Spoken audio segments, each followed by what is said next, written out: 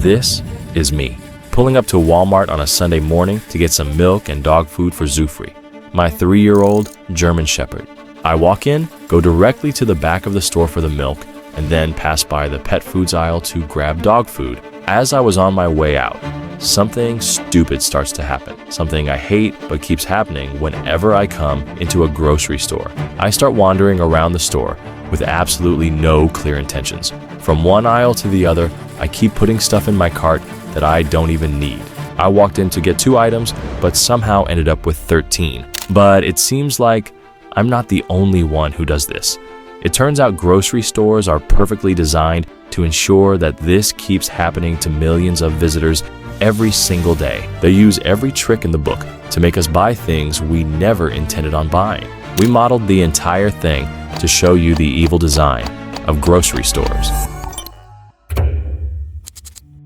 The grocery store, as we know it, began to take shape in the early 20th century. The first self-service grocery store, Piggly Wiggly, opened in 1916 in Memphis, Tennessee, revolutionizing the shopping experience by allowing customers to browse and select their own items. This concept quickly gained popularity, leading to the rise of supermarket chains. As a result, notable chains like Kroger and A&P emerged, expanding across the United States and setting the stage for modern grocery retailing. Today, the grocery industry is a massive sector in the U.S. economy. In 2023, retail and food service sales in the United States exceeded $8 trillion. On average, shoppers spend about $174 per trip to the grocery store, a 12% increase from previous years. The industry comprises approximately 61,000 grocery stores, employing around 1.4 million people. These numbers clearly show that these companies are making money, and a lot of it. But before grocery stores looked the way we know today, they were designed way different back then. Before self-service models emerged, grocery shopping typically involved customers requesting items from behind a counter. However, with the introduction of self-service in 1916, the layout and design of grocery stores began to evolve dramatically. Piggly Wiggly turned things around. I don't know why anyone would name a company as such, but to their credit, they changed grocery stores forever. The open layout, the organized aisles, the directional lighting, these were all new additions to the grocery store design at the time. But before we go into the nitty-gritty of the numerous tricks they use to influence your purchasing decisions, we must establish how grocery stores actually make money. Most of us would think that grocery stores make their money by selling products. Although that's not quite wrong, they make the most of their revenue from something else. Grocery stores don't really make as much profit as you think. Their margins are as thin as 1 to 3%, which means if you spend $100 at a grocery store, they're going to end up making $1 to $3 at most out of the 100. Considering the tremendous amount of capital it takes to run a grocery store, it's almost impossible for companies to survive on such low profit margins. But they already know that. That's why grocery stores are not in the food business. In fact, they're in the real estate business. Let's first establish how the typical grocery store layout works. One of the common grocery store layouts is the grid. Your retail fixtures are arranged in long rows. They're also typically placed at right angles throughout your store, making it easier for customers to get a preview of what's in the aisle without having to go through it. From the width of the passages to the shelves dimensions, every square inch of the store is utilized to its fullest capacity. The grid layout also uses the loop concept, meaning the flow coming from the entrance should never cross paths with customers exiting, making the whole shopping experience an actual loop where the customer is guided in and out of the store seamlessly. But one could argue, all of these design strategies are present in many commercial establishments, not just grocery stores. So where does the trickery actually begin? The manipulation starts the second you step inside the store. The first thing most shoppers typically encounter when they walk into a grocery store is what's called front of shop, in which you'd find the produce section as well as the flower section. This isn't mere coincidence, it's by universal design. A store's produce section plays a large role in how much consumers will spend.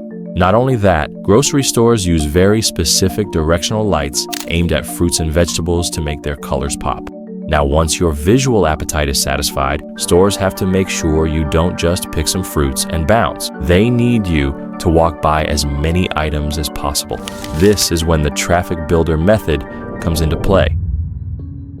Ever wondered why milk and bread are always way at the back of the store? This tactic is designed to increase the likelihood of impulse purchases along the way. Since milk is a staple item, putting it at the back ensures that shoppers will pass by various other products, which means more impulse buys.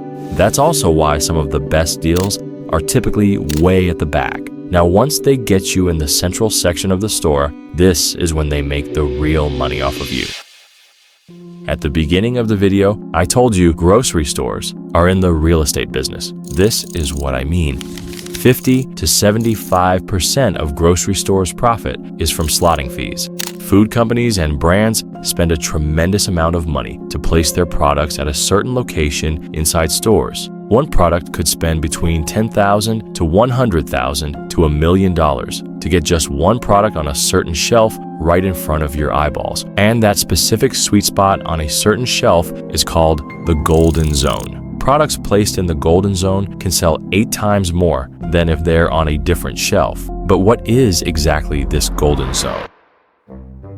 The golden zone in grocery store design refers to the area at 4 to 5 feet above the floor, which corresponds to the average shopper's eye level.